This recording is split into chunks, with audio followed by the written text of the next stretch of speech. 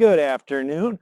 How's everyone doing today? We're coming at you from the Velthuis here in Sioux Falls, South Dakota.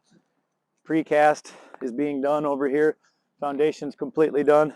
They're going to be done with the precast this Friday. That's 2 more days from now. Then they'll start backfilling. They'll pour that cap and they'll start framing right away.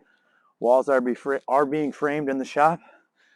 Looks like over here they've got this set up and they're either pouring. They just did a pour, I believe, or they're just making sure no snow gets in those forms. But it looks like they're moving along good. Yeah, look at that little lake down there. So a lot of times in the winter, we got to heat the ground, and creates a lot of melted snow, which is water.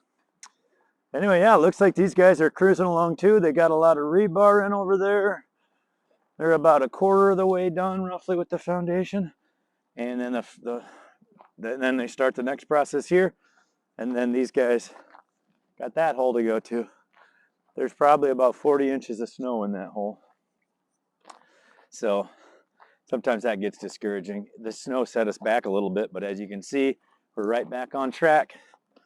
Have a fantastic evening.